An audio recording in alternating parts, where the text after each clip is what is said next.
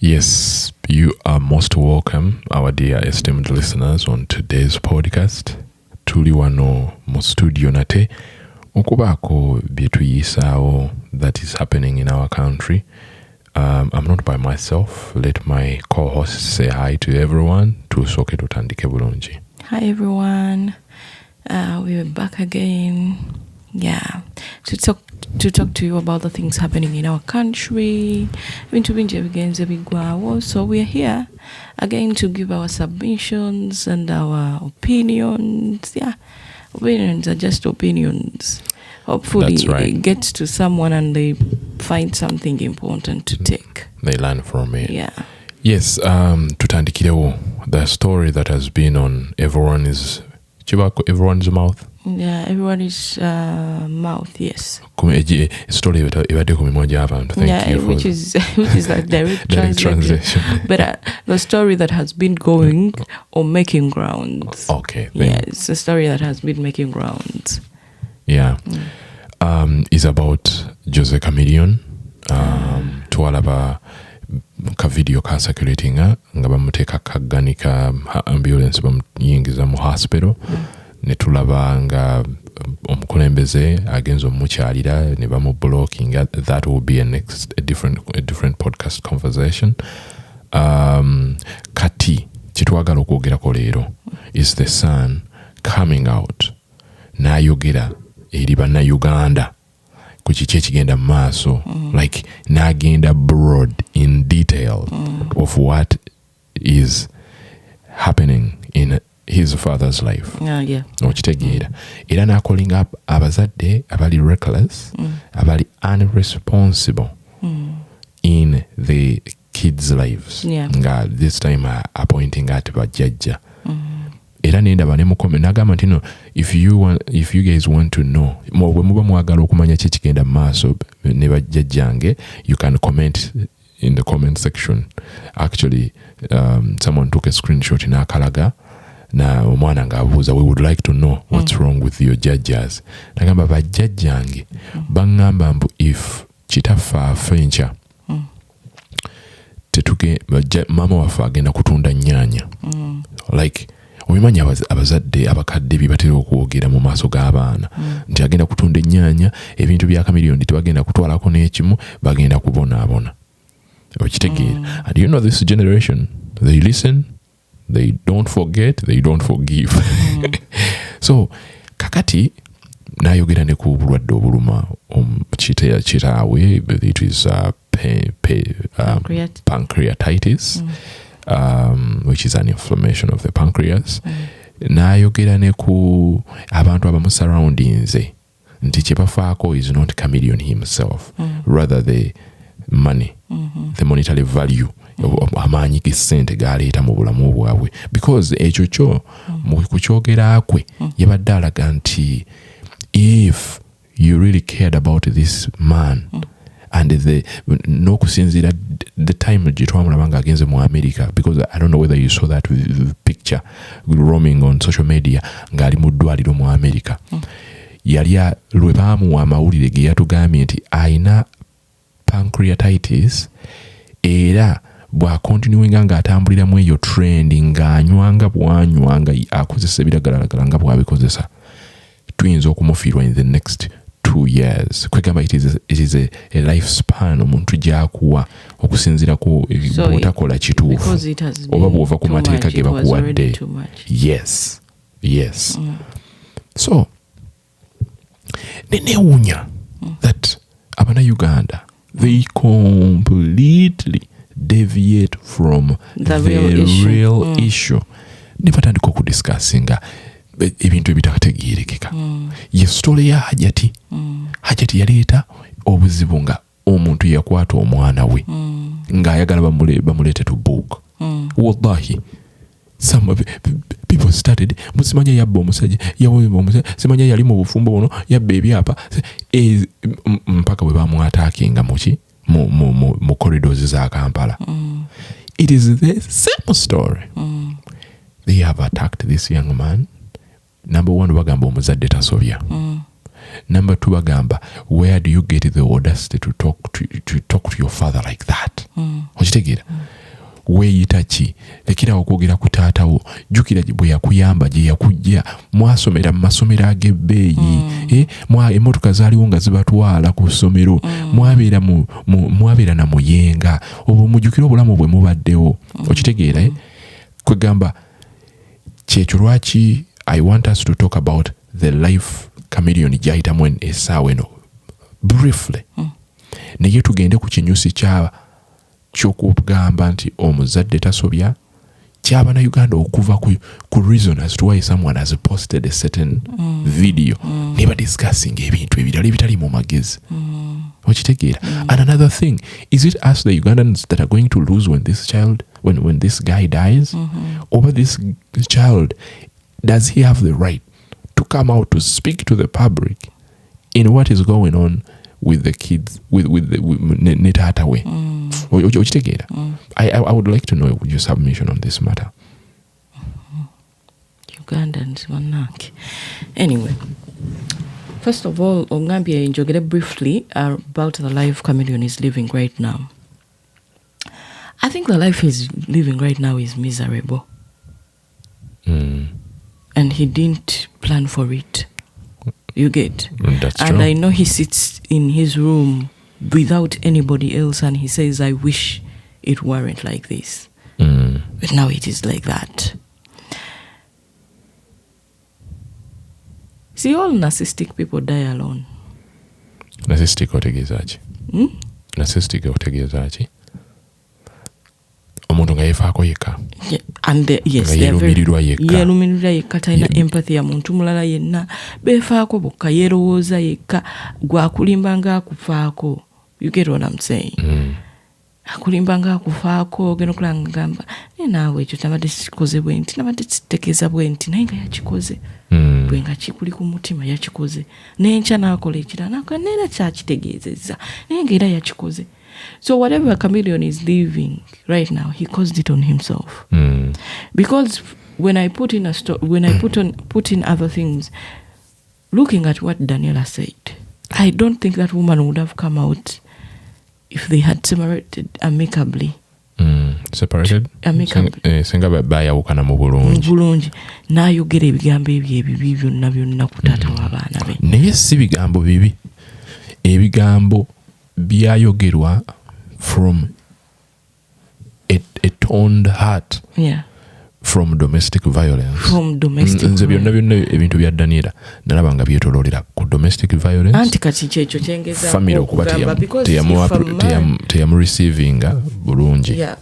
Because omuntu bwagezaako okukola ki? What should I say? Omuntu bwagezaako okwogera ebintu byayiseemu. You get what I'm saying? Most especially ng'omusajja amuyisa mu domestic violence and this man is a public figure. It taints his image bad. That is why I said what I said. Because I don't think she would have come out now if it weren't true. You get what I'm saying? So whatever she said is probably true. You get what I'm saying? So what I'm trying to say is that I think chameleon yanditudde n'ategeeragana ne famire ye n'abategeera. Ate this goes out to all parents. Oba abantu bonna bali mu bufumbo bw'oba olina omukyala banange muyise bulungi. Teri muntu wakwagala kusinga abantu bo baana bo na mukyala wo bw'oba omuyisizza bulungi. Abantu abalala bonna oluusi they just like what comes with you. Even your own parents sometimes they just like what comes with you. Oluusi omuntu akkiriza n'akuzaalira abaana 5 6 ng'atudde awo. They really like you. They really like you. And some other people just like what comes with you. People sit there and they just like what comes with you. Nothing else. So this goes out to all parents. Goes out to all parents out there. Nti oba abafumbo mwenna nti bw'obeera awo ng'olina amakaago gawe ekitiibwa. Making sure nti bw'obeera n'abaana bo weefixinga mu timetable yaabwe n'obanga toli so apart from them nti bodde waka totegeera na bye bagenda kuzzaako tomanyi na bye bakola waka tobitegeera era situation chameleon gyalimu obudde buno yagyeteekamu kuba senga mukyala we yamukwata bulungi n'akwata bulungi abaana be kuba oyo omwana mukulu Abanayuganda boogera neteri yali abeera mu maka ga chameleon okujjako Daniela n'abaana be era omwana yagambye mbu yasinga okumutegeera than anyone else. Not even through his music. Yes.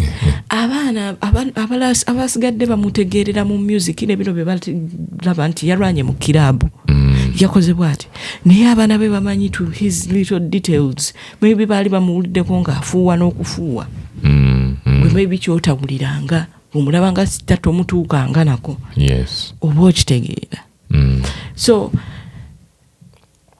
abantu Abanayuganda balina okukimanya nti tebaagala chameleon kusinga baali tebaagala chameleon. Okay, Daniela ayinza okuba nga she has love for him as the father of her kids because ngera ayagala abeerewo oba okitegeera but they are not romantically involved right now. You get what I'm saying? Nekirala, as a man gets older, you become wiser. True. If you become stupid, oh my God, you will die a sad death. On your deathbed by yourself with all these kids. Yourself. 2 weeks or 3 weeks ago, a few weeks ago, Chameleon made a statement of yagamba mbu baamukyawa naye yafuna yajjamu ng'ategeeza nti omukazi yamukyawa naye yamuzaalamu. Some people out there bakaaba heartbreaks nga tebalina kye baafunamu naye at least yafunamu abaana. And I don't think that is the right statement to make. Because like I was saying, kids can be your kids. Yeah. Are they your kids? That's true, by the way. Are they your kids? Yeah. Kids can be your kids. But are they your kids? If a child, are they willing to come and see you? If you don't have, like, bw'oba tokuziza abaana babeera tebakyabira mu nnyumba yo ku myaka emito gye bakusuubiramu nti bandibadde olina okubalabirira ng'olaba engeri you know what is going on with their lives. Abo abaana tebakyali babo. Era the connection in a friendship gye bayinza okubeera gye babeera naawe sikulimba ebeera ya ku street. You can even be on your deathbed nekitabaluma kubanga gundi yaradde. By the way, before we continue, and they go on with their lives. Before we continue, when we go off, I'll show you a guy on Instagram. He postinze kitaawe ali mu America. Mumanya lwakuba atera okuteekako some quotes ennungi to learn from. He postinze kitaawe nga yafiira Nigeria a month ago nga takimanyi. N'agamba mbu no, I never had no connection, I never had no friendship with my dad because they gave birth to me and just left me there, and he went back to Nigeria na family endala you get. Naye nawulidde nti yafudde. I was touched as a human being, but we didn't have any close friendship. I feel sorry for him and I wish him an eternal life, but I don't know, it's not a big deal to me. You get my kogamanga message yalaga nti no, we never had a connection. Ndaba omuntu atambula ku street ng'abantu abalala kale nga bw'ova ng'ovuga emmotoka y'omuntu n'omusanga nga gudde ku accident olwa humanity yo obuntu bwo, you stop and help them. If it's possible, you put them in your car n'omutwala mu ddwaliro. Naye nga oyo mwana nga gwe wamuzaala. Yeah, I actually also saw another thing that I saw that men don't realize. We talk about polygamy all the time. Yeah. And I want to say some of us grew up in polygamous homes and we detest it. See, someone who didn't grow up in a polygamous home cannot even understand. And Africans just want to be Africans. And because they don't want to learn, open their eyes and learn from things, because you sit down and reflect on how you grew up in this home. Is that what you want for you? But Africans repeat the same mistakes every other time. ebizibu byakuliramu afe twakulira makanga mulimu abaana bangi bwakirabamu obuzibu saakirabamu buzibu because ayagala society emukkirize ekole no be real like these women who sends a man's sobola fumba na mujja wange era bw'omufunira nga nnoba bazubeeda oba okitegeera teweesiba ku kintu gwe kyowulira nti omutima gwo tegusobola kikkiriza oba okitegeera yogera mazima. And I was watching this Kenyan guy who talks about relationships and then he talked about and he talked about how polygamous men are lonely. Yeah, true. Are very lonely. Narcissists. And and they are narcissists and they are very lonely because no one even is their soulmate. Because buli mukazi abata tamwesi abata beesiga nabo nga tebamwesiga. You get what I'm saying? Omwana mu comment section, look what happened. Yazze n'agamba mbu anko we yafa ng'alina abakazi 5 naye nga abakazi abo 5 bonna tebali amanyi nti yafa kuba buli omu yali amanyi nti ali wa munne nga tebanyega mbwembwa yajja etambuza engatto ye gye yagenderamu. You're lying. Yes. That is polygamy for you. You die lonely because these women detest you. No woman wants to be added on to another, but some of them stay because some women don't have the money. Oba okitegeera. Nze okunzitira wano niyinza okuba siziina sisobola sitigala na musajja gwe mmanyi nti agenda ewa gundi. Oba okitegeera. By the way, that's why they say women are dangerous species. Because if someone keeps quiet and nakuleka no genda mu bwenzo bw'ekikula ng'olina abakazi bana gwe noddeeyo era n'ogamba oyo omukazi musiru, that woman can end your life. Yes. Omukola ekintu kimu n'akusalako obugundi obusajja. Ate 2 weeks ago omuntu yasazeeko obusajja bw'omusajja e Tanzania. Ate kati akyabwina tagenda kuddamuku ate ebikwana kasita babanga babijjeyo. So back to the story, do you think this child deserves the stones thrown at him for speaking up? Abannayuganda bakozesa kajanja. Uganda, they are just not exposed. They are not to understand the exposure of this child. Yes, to understand the exposure of this child. I know some of them are going to say, "Oh, befuula America." Ate balina tendency kozesa ebintu ebikumanipuletinga. Mwefuula America. Simanya mbu lwaki towa muzaddewo kitiibwa omuzadde tasobya. Yes, me I grew up with a polygamous father. But at the same time, I keep saying he was one of the best dads. I think even something monogamous fathers are not like my dad. Right. You get what I'm saying? He was there for every single child. Every step of the way. Was he there for every single woman he was living with? He was in relationship with? No, but at least he realized it with time. A happy mother, happy kids. I know. But since I didn't grow up with my mother, she also didn't come around. What is there to say happy mother, happy kid? Do you see that? The mother wasn't happy. You get my point. Like why I'm bringing up this is that your dad, I don't know, we don't want to give examples like those. Naye omuzadde omusajja ne bwasigala mu bulamu bw'omwana. Naye ng'ebikolwa byakola. Tebisanyusa mama w'abaana. They can also detach, and it is not a good thing also towards those women that are also not intellect enough to know that the bickering we're having is between me and the husband. I have to give the same love to my kids. Yeah, and that is why I'm saying that, okay, where would I see that my father as a young child, that my father was a bad child? He was only good to me, even when my mother left. You get what I'm saying? And I'd never seen her come around. I watched again. And all he ever did is like, did your mother come around? You get? And I would say no. So where would I see from that homeboy? Manyi tata wange yayisamba wi mama wange. For me, what I remember is my father being there every step of the way to my menstruation period. Because that is something your mother has to do. Yeah. But my father did it for me. So what do you expect me to say? But too many people who co-parent. I know they're there.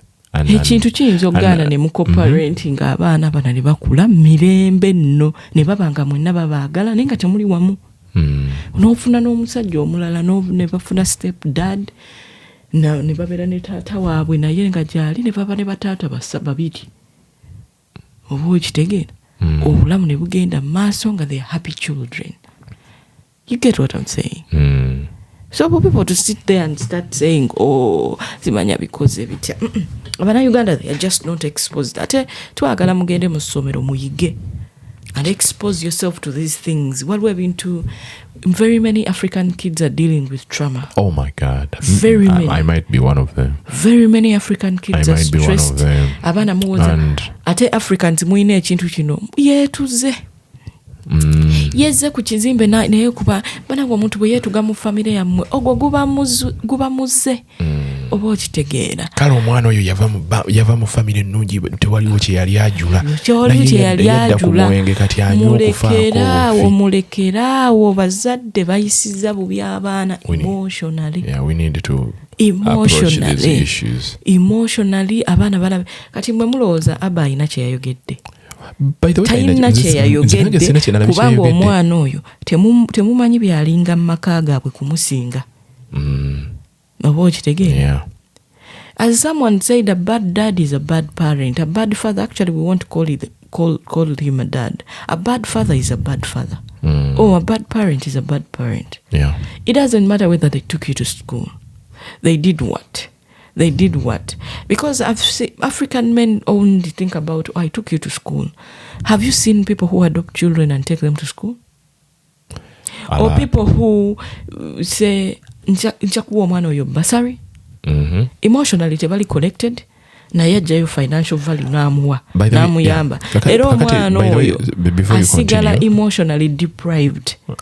Kati njagala otunyonnyole mu kintu ekyo kuba twetololera nnyo ku kintu yabasupportinga, yabawa ssente, yabawa school fees, yabatwala mu masomero amalungi, emmotoka yaliwo n'ebatwala, mwali mubanja ki. But this guy was never there physically. Emotionally. Yeah. I want you to tell us, how does emotions and physically being available engeri gye yambamu omwana, like it caters for their because nabadde ndi mu comment section nendaba abantu nga bagamba kale bana bogeza kajanja sinza okubeera n'omusajja ataprovidinga mbeera n'omusajja aprovidinga naye nga tabeerawo. Omyeyo manyi kyemugambye kati gwe kitegeeza bwe batakuteera mmere ku sowaani you're okay to throw it on the ground n'ogipikingao n'ogirya. But putting all those aside, these emotions and physically being available zeetaagisa ki? Do you think omuntu yandikomye ku financially supporting the family? Because let me tell you, anyone could support a family. You can have a brother who is financially stable than you. Na abeereyo ng'akuweereza akasente supporting a family. True. You're not the one providing that money. That's true. But watch it again. Anyone can support someone financially if they're in that position. Watch it again. But not everyone can be there for people's emotions. People have friends because they want to go to them and talk to them about their issues, even if it's not just money. You get what I'm saying? Zinafunye obuzibu nkole ntya mukwano gwange. Oba okitegeera n'omwana ekyo kye yeetaaga. Ayinza okuba yayombye ne munne ku ssomero naye nga ne taata we gwe yandigambye nti dadi kino taliiwo. Kubanga ate ye talina mikwano egyo gye yeesiga nnyo, abamu akyali mwana muto naye ayina maama ne taata basobola okuva ku ssomero n'agamba nti dadi kino mami kino. Kati mwennawe mba temuliiwo ebintu bimusigala ku mutima. Recently I read that even babies can be stressed, and when they get stressed they start shaking. It affects their neural system. You get what I'm saying? Babies. If babies get stressed, How do you expect someone who even understands their emotions not to get stressed with everything that is happening? And people are just saying whatever they're saying. This boy grew up with this father of his, who the ex-wife labeled a violent man. Right. You get what I'm saying? And this child is the firstborn trauma of this family. So bwe baba balowooza alina kye yayogedde awo ekyamaanyi, talina kye yayogedde. Manya abaana abasobola okufubutuka ebigambo n'okusinga ebyamama we bye yafubutuka. That whatever comments he made, his speech was very respectful, articulate, and straight to the point. And straight to the point, and he said all his points. Yeah. He had the right to say whatever he wanted to say. Because initially, Chameleon traumatized that boy. He was the firstborn. Yeah. Era bw'aba yamulaba ng'akuba maama we, ng'amuvuma, ng'amugyamu amumalamu ekitiibwa kyonna. That was the worst thing a child could ever watch. Yeah. You get what I'm saying? Going to these people who are saying, oh, omwana, akozesa kajanja. They provided. Stop it. Stop it. Bwe senga we yakusasulira tuition n'atabeerawo emotionally owulira bulungi. Mbadde mwe muli eyo mugamba nti ffe twakula munna abantu tebafaayo basasulanga school fees ne batusula eyo ku masomero. By the way, mwe muli eyo mwe mwogera. Bw'otakitegeera bulungi. And being present does not mean be jangu otukyalire. Because personally I'm saying my father was present, but he wasn't in Uganda. But he was present. My father knew what they brought for me on visitation day. He knew when they picked me up. He knew what I didn't get on that same day visitation day. He asked me whether I liked it. When they picked me up, I had to pass by Garden City to pick my ice cream. That was a norm. Yes. But he wasn't in Uganda. That man controlled his children like he was there. Yes. He had to know what you ate at home. Exactly. He had to call every evening. He called talk to each and everyone. Everyone. Yeah. And you said, gundi agenze kuduka. And he says, okay, ngenda kwogera naye mu dakiika 5. Make sure agenze kuduka. If you're not lying, everyone has to be at home. That man controlled his home. From a distance. From a distance. He was available in that manner that you had a problem and you just got his phone and called him. We had phones at home. You call. Nga newe kiba kikwetagisa ku airlifting kutwala gyali akuteeka ku nnyonyi. Exactly. We had upkeep. You just get some money, buy airtime, call your dad. Ng'omuntu asobola okuvuma obudde obwo n'akuvuma by'otayagala n'okwatirawo essimu n'okubira taatawo ng'emboozi ekyayokya ne taata wange n'amukubira n'amugamba naye omwana wange gw'ovuma bw'otyo kiki? Ebintu by'omuvumya osobola bimuggyako n'omuteekako gwe byolowooza ebirungi. I'm not saying we had very busy fathers. But they are present in their own way. I used to go to where my father was. You get? And when I used to, we used to fly there. Or sometimes, yes, we used to go to where my father was. And when we got there, sometimes he had gone on his business trips, or he's in India, he's in China, he's in Hong Kong, he's wherever he is. Doing Thailand, doing his businesses. But he used to make sure 3 weeks or 2 weeks before we went back to school, he's in the country also. Yeah? Just to make sure we have everything. Yes, we are steady for school. We have seen him. He calls and says, today I'm going to cook for my children. On Saturday, it was a norm. He made breakfast for us. Yeah. And he sat on the dining table with us. And he monitored that everyone has taken buji bwe. Gundi gwe nga tonywa. Ng'atunula mu keesi zammwe mutwala biki ku ssomero. Ayinza okuba nga si yabiguze nga maama waffe yabiguze. Naye ng'atunula mu keesi zaffe n'agamba ono nga kino takiyina bakimugulire. Tokyagala. nakukonvinsinga mu bulungi ogwali okoze ku sente omanyi okoze sente oba okitegeera ani alina kyayagala kyatannafuna. I remember muganda wange olumu yagamba blanketi ezo ez'ebyoya abantu ze bali bayita blanketi y'ebyoya. Muganda wange olumu yagamba nze saagala ka blanketi ka byoya kati bankulire ennene ne bamugulira blanketi y'ebyoya. You know those ones you find in people ebiri thick ebirina omubiri omunene naye nga yagitwala ku ssomero gyebikakaddeeka. Yes mbuse si kyayagala ka blanketi akakebyoya katini biki ne bamugulira ennene mukwano ffe baatubbangako engatto n'okuba essimu ne bakugamba naawe bba engatto ebyo ebintu bwe bityo. For me I used to take like 4 pairs of shoes, black shoes in school. Not just shoes. Shoes that traveled from another country to another country to another country, and when I put it on everyone says, oh, wow, that shoe, beautiful, where did you even buy it? No one knows. It was airlifted from different countries. Yes. I know. And that, I say my father was present. And I don't want to say he's perfect. Because I come from a polygamous family, I would say. Yeah. And one thing I knew about my dad, he accepted his mistakes. Because for me, I had a conversation with my dad about my mom. Yeah. And as much as I agree that he made a mistake, I also believe that my mother made a mistake of, okay, this person wronged you, but not your children. You should have come around just to see your children and go back to your business. But you got angry at my dad and you got angry at your children. But when I had a conversation with my dad, he accepted, he apologized. Now that is a true father.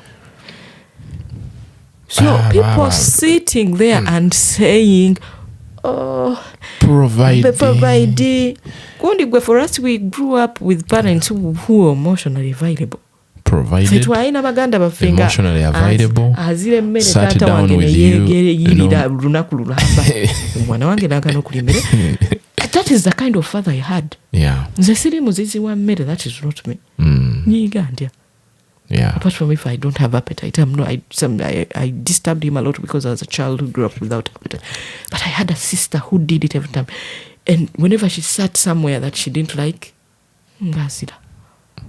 She did something she didn't like, ngazira. But my father contained her emotions.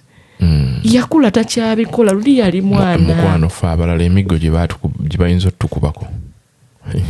See, but I remember because my father had this Lexus and those big Lexuses where he has a camera. I think it was reverse. Must have been an expensive car. Yeah. So it had the back seats. Boat. Yeah. And maybe we are going to the beach and we are all seated in my daddy's car, and then sister wangoyo by mistake sitting emukwatanga ya boot. Aya. Ngoro agenda kubeera eringa mwe mwatusedda ku gate ya beach. We musasudira. Kati nga taata akola atyo. Ngagenda amukima. Asasula ngagamba muyingire mmwe. Ngagenda akima omwana we. Mukwano. Ukimanyi nno mu bbuutu ya Lexus waliyo entebe ate si wabi. Wakutuula eyo lwakuba it's just an extension of the car. Tonyiga. But because he was explaining to a 10-year-old, 9-year-old. You get what I'm saying? He used to understand their emotions. They don't understand. And he used to take it like that. But for people to sit there and say, if someone is providing, then it is okay. But bakugambye ffe twali tetulaba nti kitaffe buli tetwatwalanga ku ssomero yakijjanga bweru. Naye n'ebirala yabikolanga. Ffe kitaffe yali takkiriza muntu atuvuma kutukuba kwegamba even just body shaming as ntulaga ajjawo ekitwe. Ojja kuleeta omulala omuntu ogumuteekeko. Ng'akubuuza ogenda kufunayo omulala ogumuteekeko. Leave my daughter, my son alone.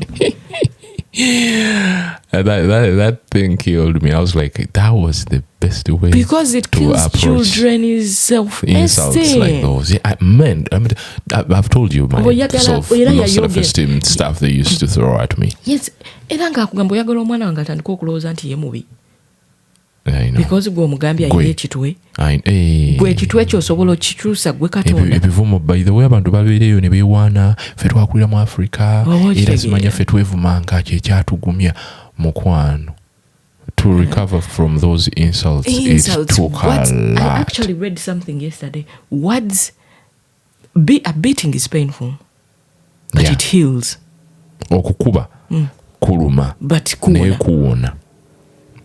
But words ebivumo biri painful and they never heal. Bisigala ku mutima. Kuba otandika by the way omuntu ayinza okuvuma ekimwa olabe oguma gukulinganga ekidomola n'otandika okwetunuuliranga mu mmira ng'ogamba oba ekimwa kyange kinene. In my father's room, it is funny where he used to stay. It was on our the window. Yali ku compound yao. There were very many rooms in the house just to hear how we are playing. Era ngenda okulaba ng'eddoboozi lye livaayo mu kisenge. Kagula weddinisa naga ani oyo agambye bw'atyo. Kugandi eno omulooza sibawulira. Who is that?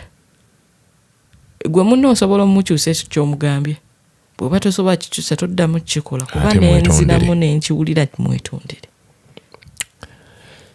Ebyo byebikuza abaana nga balina ekisa nga balina okwagala nga balina okutegeera nga baagala. Nze nali mu bulamu bwange nkuze simanyi nti omuntu bamumma nti omuntu asobola okugamba ekintu kyonna otamuwuliriza nti era obulamu bw'ensi eno nze bwe bunkyusiza nti nsobola okugamba omuntu asobola okungamba ekintu nti nyamba ne muganga nkuyambe ngaani oba okitegeera.